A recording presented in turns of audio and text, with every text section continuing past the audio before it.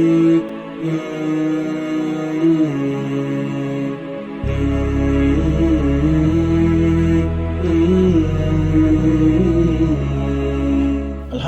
Rabbil Alamin, wa salatu wa salam ala Rasulillah, wa ba'd. Assalamu alaikum wa rahmatullahi wa barakatuh. Soyez les bienvenus sur ce plateau aujourd'hui. Inch'Allah, nous sommes à l'épisode 27 de cette émission. Et nous sommes toujours sur les questions de l'utilisation, du mauvais usage et aussi de l'abus de la notion de djihad. Moi, c'est Teslim Adiyema. Et avec moi ici aujourd'hui dans le studio, c'est Oustaz Abrahman Monkaila et aussi l'Oustaz Murtala Saad. Assalamu alaikum wa rahmatullah. Soyez les bienvenus, Oustaz. Aujourd'hui, Inch'Allah, nous aimerons parler toujours sur la guerre et la paix dans la loi islamique. Et j'aimerais commencer avec Oustaz Murtala.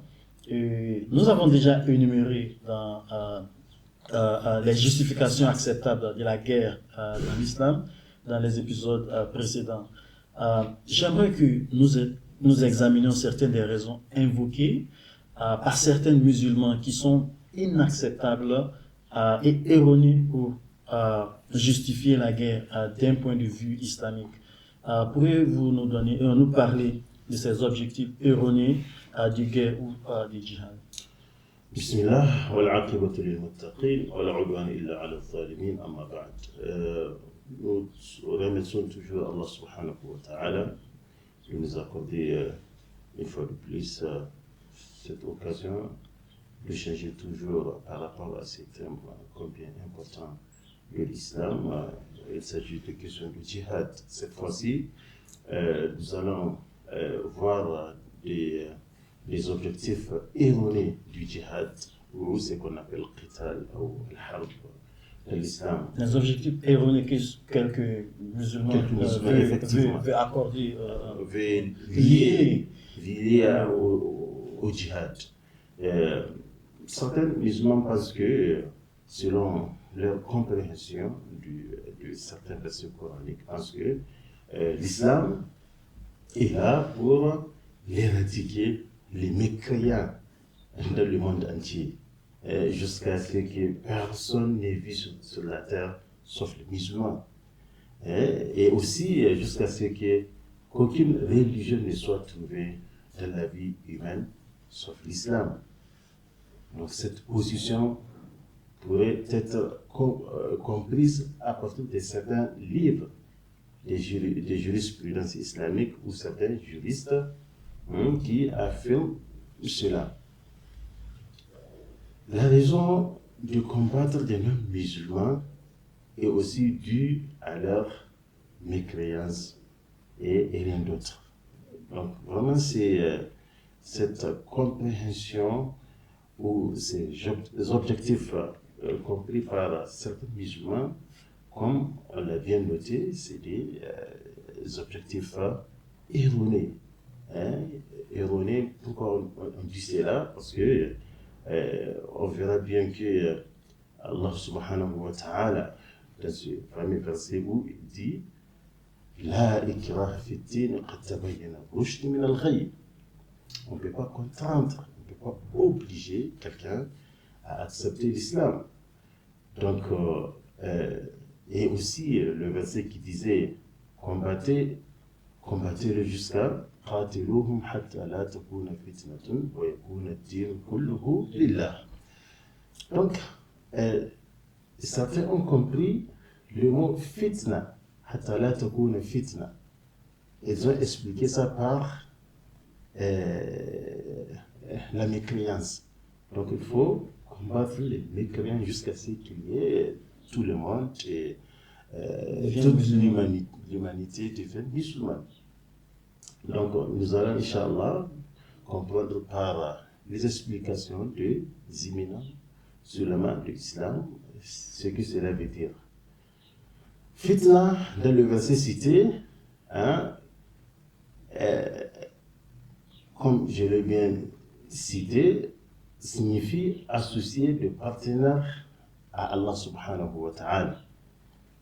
Et aussi quand Allah subhanahu wa ta'ala et son messager parlaient de incrédulité à Allah subhanahu wa ta'ala et à son messager, et veut dire oppression ou persécution. Donc, hatta la takuna fitna, jusqu'à ce qu'il n'y ait pas oppression ou persécution. Cela ne veut pas dire que les musulmans vont demeurer dans un état continuel de se battre. Tout celui qui n'est pas musulman. Ça, si on regarde un peu de la vie du prophète sallallahu alayhi wa sallam, qui a vécu ce verset coranique, le prophète sallallahu alayhi wa sallam et ses compagnons, le prophète sur lequel ces versets ont été révélés et ses compagnons qui ont vécu ces versets coraniques. On prend juste un simple exemple, le prophète était décédé pendant que son bouclier se trouvait toujours dans la main d'un musulman. Donc, cela nous prouve que la compréhension de ceux qui pensent que il faut combattre jusqu'à ce qu'il n'y ait pas des musulmans sur la terre est totalement erronée. Ici, on prend l'avis de ces alim, Yusuf al-Qaradawi, rahimahullah. Il dit ce point de vue est incorrect parce qu'il contredit ce que le Coran affirme. Il dit les différences entre les gens dans leurs croyances religieuses, refus et acceptation de prophètes, etc., sont par la volonté d'Allah. Et ça, c'est son avis qui est aussi appuyé par des versets coraniques, là où Allah subhanahu wa ta'ala disait وَلَوْ شَاءَ رَبُّكَ لَآمَنَ مَنْ فِي الْأَرْضِ كُلُّهُمْ جَمِيعًا أَفَأَنْتَ تُكْرِهُ النَّاسَ حَتَّى يَكُونُوا مُؤْمِنِينَ. Le fait que tout le monde embrasse l'islam, ça c'est la volonté d'Allah. Allah est allé jusqu'à dire que أَفَأَنْتَ تُكْرِهُ النَّاسَ. Ô prophète, c'est à toi d'obliger les gens jusqu'à ce qu'ils acceptent l'islam. Si le prophète peut obliger les gens jusqu'à ce qu'ils acceptent l'islam, son oncle Abu Talib n'allait pas décéder pendant qu'il était non musulman. Vous voyez. Donc le fait d'accepter l'islam, c'est une volonté d'Allah subhanahu wa ta'ala. Et aussi, il y a un autre verset pour appuyer cela, là où Allah subhanahu wa ta'ala disait وَلَوْ شِئْنَا لَآتَيْنَا كُلَّ نَفْسٍ هُدَاهَا وَلَكِنْ حَقَّ الْقَوْلُ مِنِّي لَأَمْلَأَنَّ جَهَنَّمَ مِنَ الْجِنَّةِ وَالنَّاسِ أَجْمَعِينَ. Si Dieu le veut, il allait guider كُلَّ نَفْسٍ, tous les êtres, toute âme, tous les êtres humains. Mais Allah a ses objectifs autres, et il dit لَأَمْلَأَنَّ جَهَنَّمَ مِنَ الْجِنَّةِ وَالنَّاسِ أَجْمَعِينَ. Il a fait le paradis, il a fait l'enfer. Donc, et ces deux endroits, Allah subhanahu wa ta'ala a promis qu'il va les remplir avec les gens qu'il méritait. Donc, par conséquent, c'est lui qui travaille à l'éradication de ces différences religieuses, en forçant tout le monde à embrasser une seule religion par la guerre. Ça, c'est totalement erroné. Donc, travaille effectivement vers la réalisation de ce qui est contraire à la volonté d'Allah. Celui qui dit qu'il va œuvrer jusqu'à ce que tout le monde devienne musulman, c'est comme s'il est en train de travailler contre la volonté d'Allah subhanahu wa ta'ala. Donc la vérité c'est que le djihad a été légiféré pour contrer l'agression et non pas à cause de l'incrédulité. Allah subhanahu wa ta'ala nous a demandé de se combattre. C'est pour arrêter l'agression contre qui que ce soit, contre les musulmans d'abord, qui ont embrassé l'islam et qui ont été agressés par les Mecquois, les gens de la Mecque. Donc Allah subhanahu wa ta'ala a autorisé aux musulmans de se combattre, de se battre, pour qu'ils arrachent leur droit d'adorer pour la liberté religieuse dans le monde. Et aujourd'hui en train de réclamer pour tout un chacun. Personne n'a le droit, personne n'a droit d'être persécuté à cause de sa religion. Hein? Vous voyez?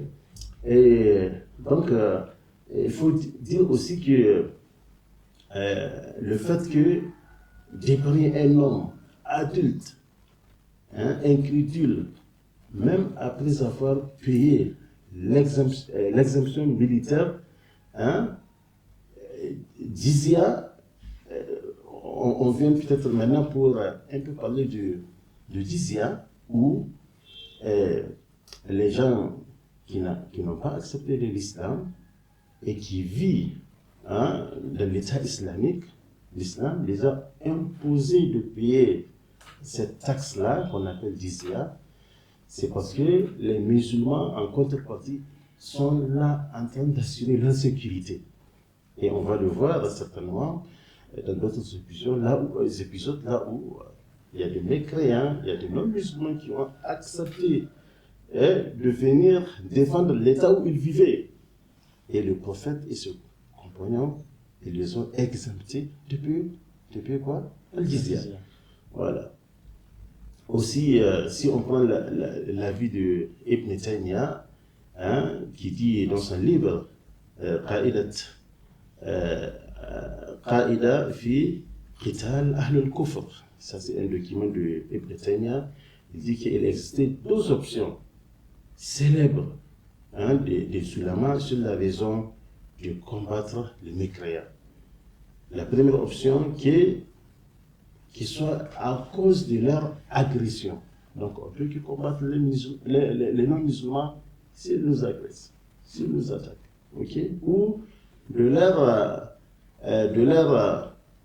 leur mécréance, ok? Mais il dit qu'un groupe, hein, la plus grande majorité du savant islamique, ils se sont mis d'accord qu'on peut que combattre les non-musulmans à cause de leur agression, pas à cause de leur croyance. Voilà. Donc, c'est l'opinion de la majorité, y compris Imam Malik, Imam Ahmed, Ibn Hanbal, Abu Hanifa et bien d'autres. Ok? On trouve. Ça, ce sont les grands points. Les grands points, oui, qui ont dit qu'on peut que combattre les non-musulmans s'ils nous agressent, pas à cause de leur foi. Ok?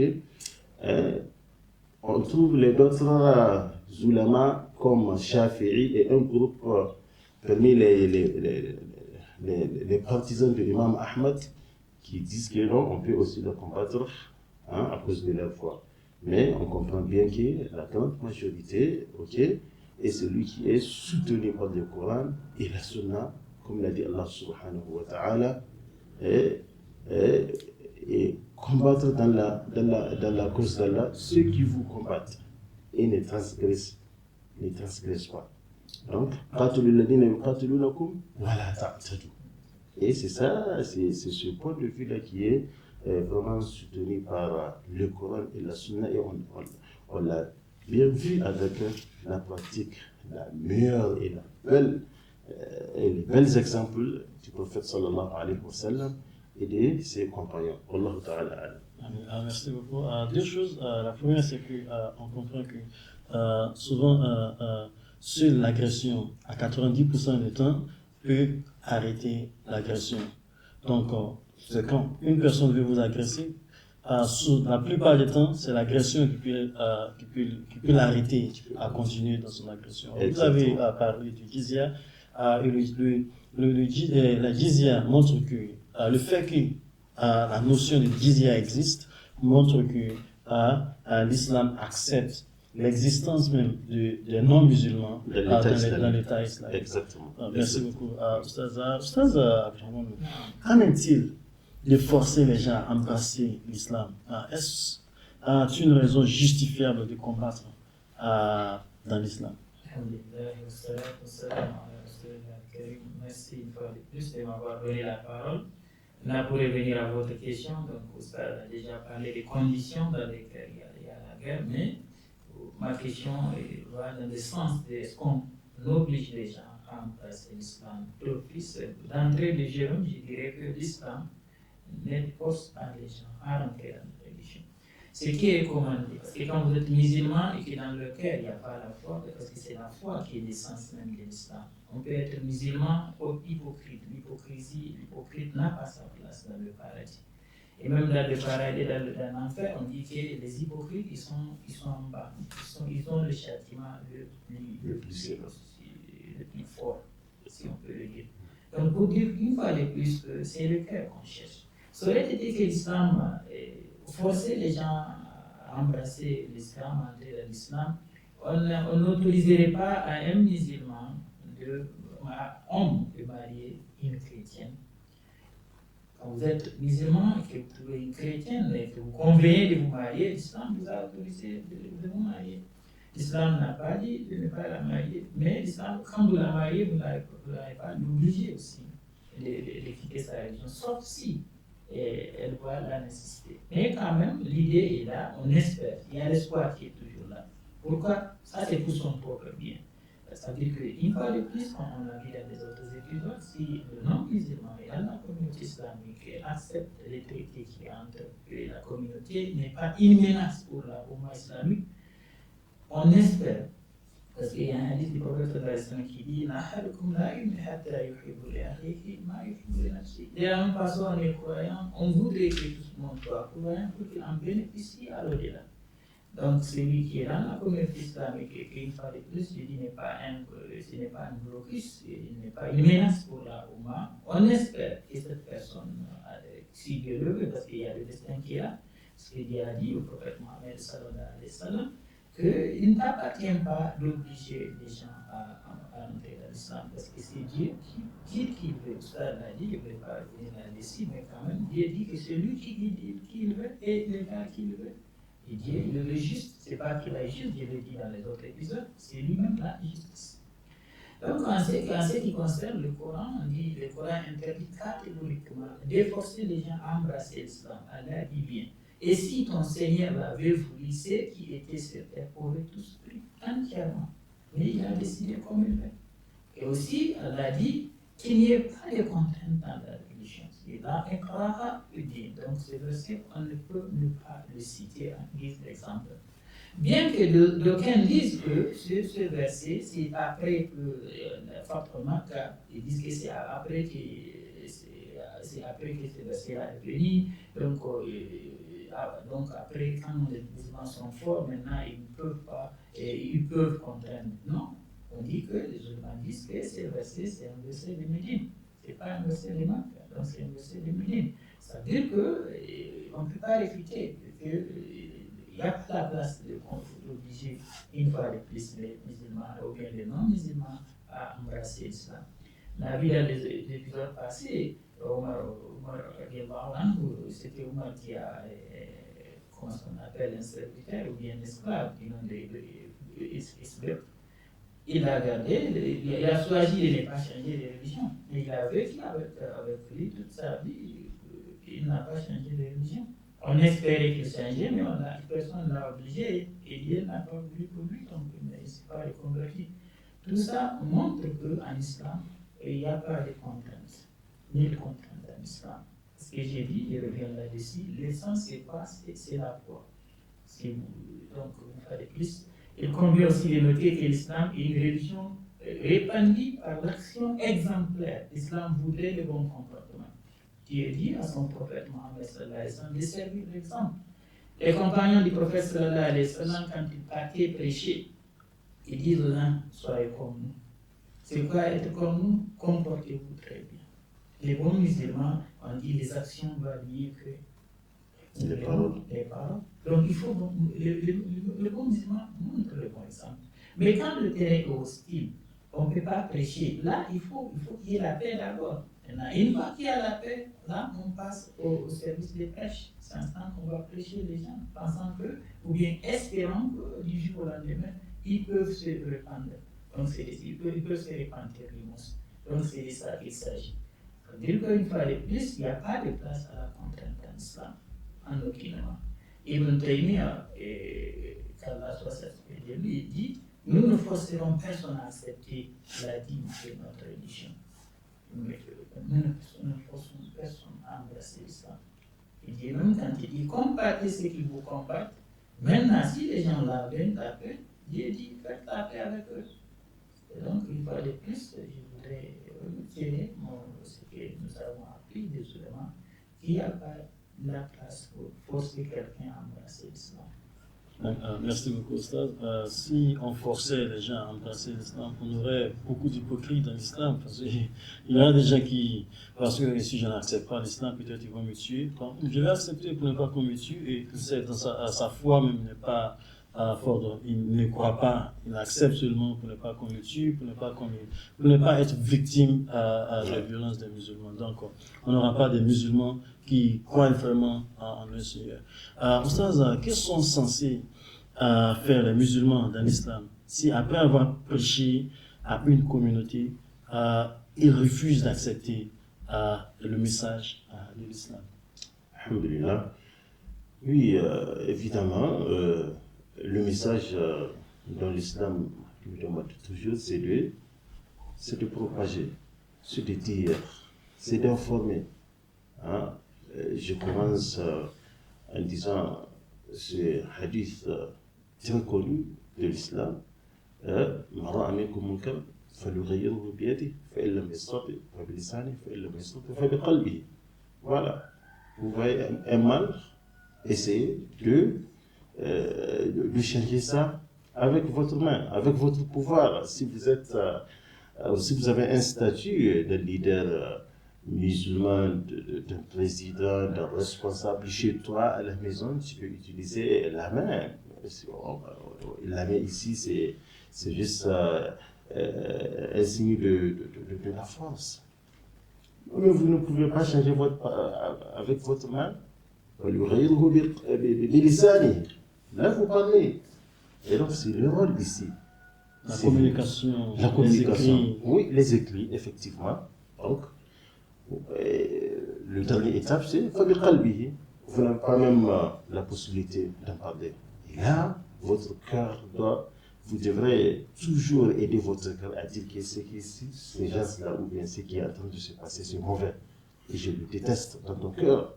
Et le prophète a dit, ça c'est la moindre de la foi. Hein? C'est le degré minimal de la foi, quoi, le plus faible. Voilà.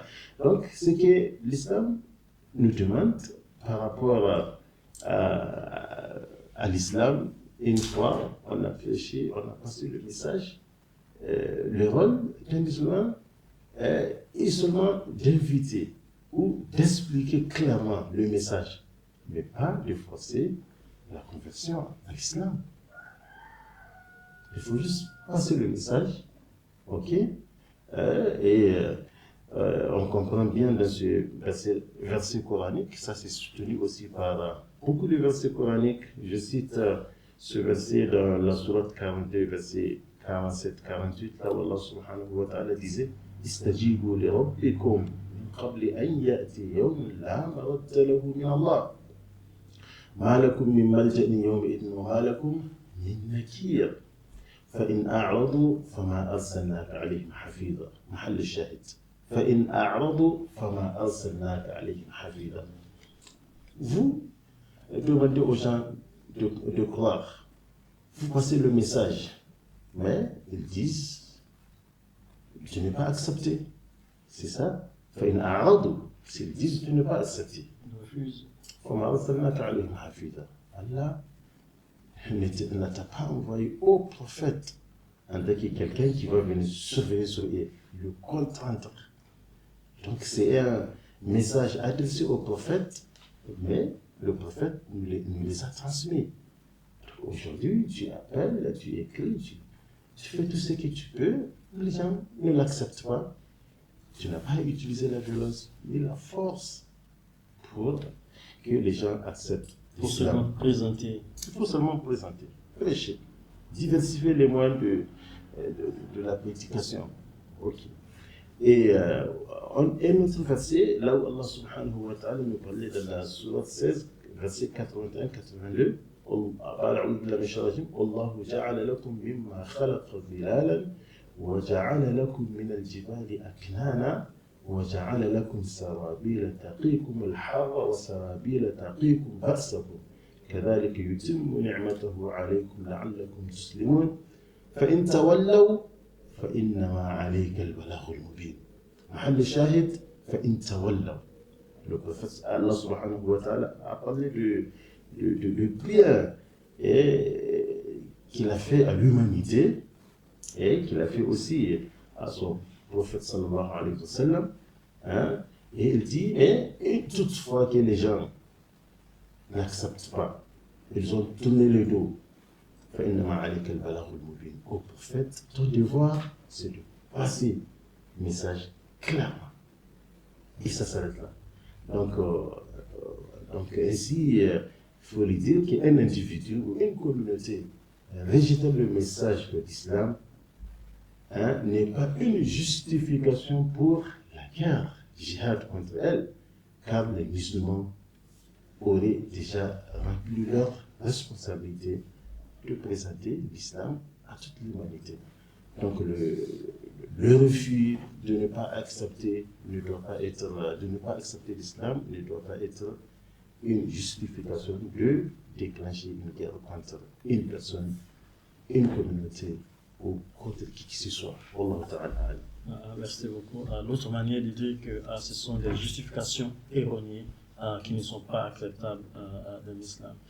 Merci beaucoup. Un point important par rapport à ce point-là. Regardez les versets qu'on vient de citer. Là où c'était le prophète contre les mécréants et les gens du livre Ahlul Kitab. À plus forte raison aujourd'hui, qu'un musulman pense que parce qu'il y a beaucoup de gens qui commettent le péché parmi les musulmans, là, il se permet de prendre une bombe ou bien de viser cette population-là pour dire qu'ils sont tous des mécréants. Des gens qui prient, des gens qui croient qu'il y a un seul Dieu qu'Allah et le prophète sur son messager. Comment vous pouvez comparer cela? Donc, vraiment, c'est le moment d'interpeller notre jeunesse et aussi d'autres qui veulent bien comprendre l'islam, qui est, s'ils veulent bel et bien comprendre l'islam, il faut aller dans ces choses pour mieux le comprendre. Jazakumullah khairan, Ustaz. Quelle est votre réponse à ceux qui croient que la guerre peut être justifiée dans le but de gagner plus de territoire, des ressources, des butins et d'impôts des personnes d'autres religions? Alhamdulillah. Une fois de plus, merci. Donc, d'office, quand on dit combattre dans la voie de Dieu, le fait qu'on dit dans la voie de Dieu, ça veut dire que ça doit être fait pour Dieu. En islam, il y a ce qu'on appelle tous ces complexes avec l'intention. Vous serez rétribué à cause de votre intention. Pour une petite parenthèse, à un moment, il y avait l'Égypte pendant que le prophète Mohammed et ses compagnons ont quitté la Mecque pour aller à Médine sauver la religion. Et il y a parmi eux des gens qui sont partis, non pas parce que pour l'islam, il y avait d'autres intentions, mais Dieu connaît ce qu'il y a dans le cœur. Et donc, il interpelle ces gens-là, il y a un hadith qui dit donc, celui qui a fait l'égir à cause du bien matériel, il sera récompensé pour ce pouvoir. Celui qui a fait aussi l'égir pour pouvoir marier une femme, il sera, Dieu connaît son intention. C'est-à-dire que celui qui fait la guerre en islam pour gagner le bien matériel a tout compris sauf l'essentiel. Parce que la guerre, ça s'est fait pour Dieu. Même le butin, au tout début, il y avait un verset dans lequel on a demandé, on a dit,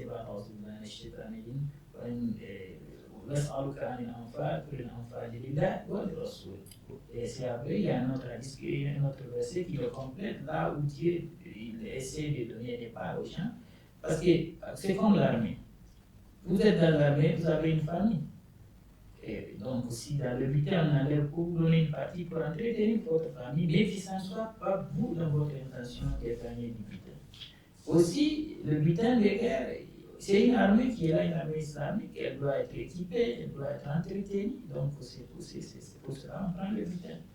Mais dans le butin, y compris, il y a les prisonniers.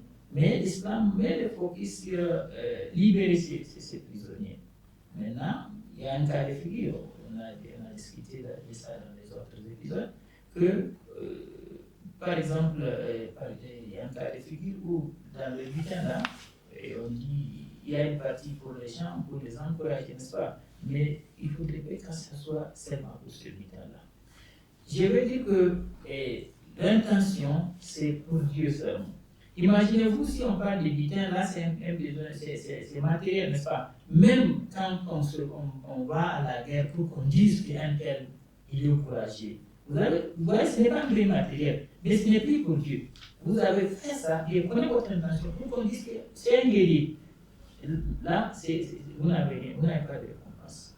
C'est-à-dire que même l'intention, quand elle n'est pas bonne, on n'a pas de récompense. Sauf, à plus forte raison, si on fait ça pour avoir du bien matériel et non pour Dieu. Donc, une fois de plus, c'est pour dire qu'il n'y a pas la place pour se combattre, pour se battre pour autre chose que pour Allah. Et aussi, quand on se bat pour Allah, on se bat sous les règles d'Allah. Je me bats pour Allah, mais je rends tout, je ne suis pas les règles d'Allah, je tue les gens qu'Allah dit de ne pas tuer, vous voyez, tout cela, ce n'est pas ça. Ce n'est pas ça. Donc pour conclure, je dirais que par conséquent, combattre dans l'islam n'est pas dans le but d'acquérir de la richesse ou d'autres biens matériels personnels. Donc c'est ça que je conclue. Masha'Allah, jazakumullah khairan. Très bien, Oustaz, la dernière question aujourd'hui. Nous sommes arrivés à la fin de cette discussion sur les bonnes et les mauvaises raisons de la guerre dans les droits islamiques.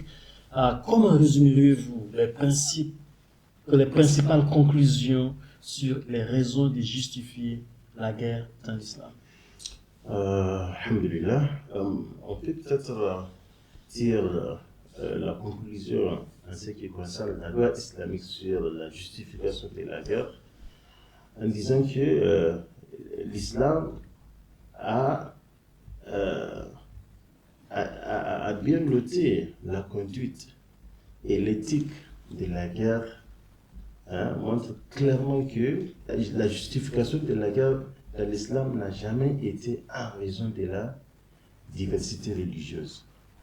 Donc, l'islam, effectivement, il a mené beaucoup de guerres, mais ces guerres-là, ce ne sont pas, leur cause n'était pas la diversité religieuse. Ces gens-là qui ont été combattus par l'islam, ce n'est pas basé sur leur foi, ce n'est pas parce qu'ils étaient des musulmans ou voilà.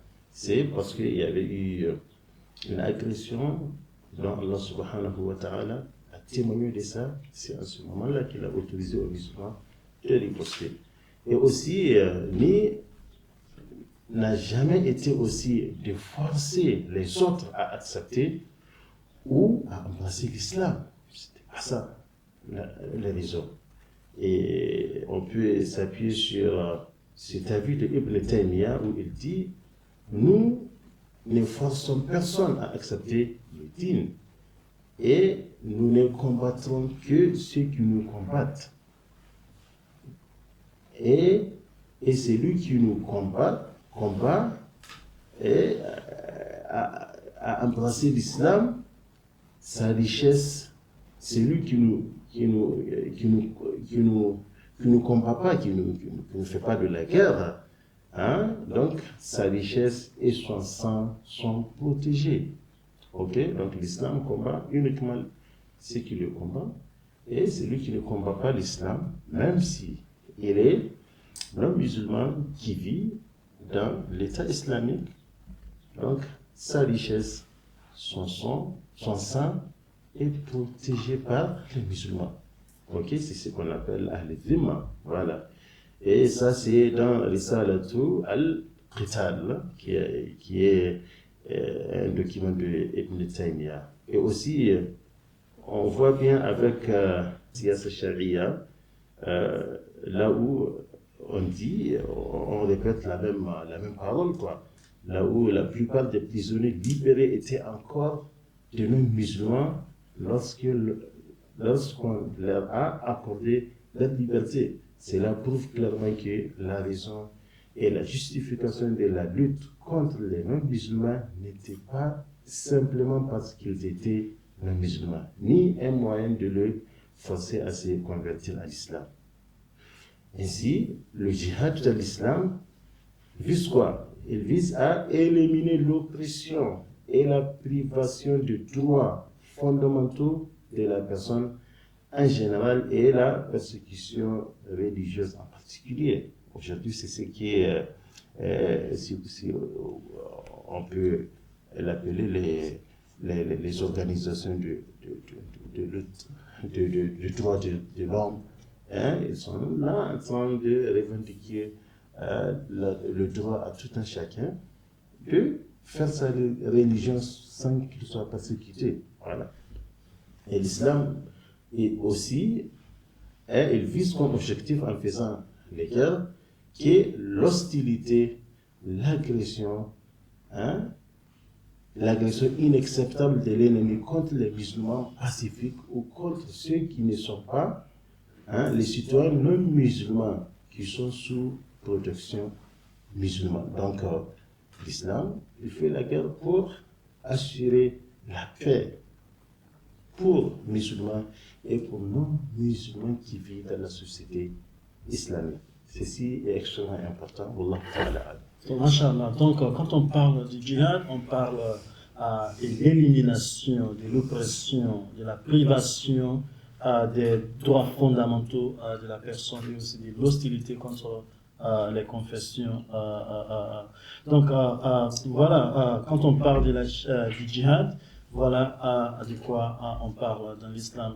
L'Oustaz a fait le résumé de tout ce que on disait depuis le début de cette émission. Inch'Allah. Merci beaucoup, Oustaz. On va s'arrêter ici aujourd'hui, faute du temps, Inch'Allah. Merci à vous aussi, Oustaz Abrahman. Et à nos téléspectateurs, j'aimerais dire merci beaucoup aussi pour être là jusqu'à ce temps. Et je crois aussi que vous avez pris assez de notes pour mieux comprendre tout ce qu'on vient de partager. Merci beaucoup et assalamu alaikum wa rahmatullahi wa barakatuh.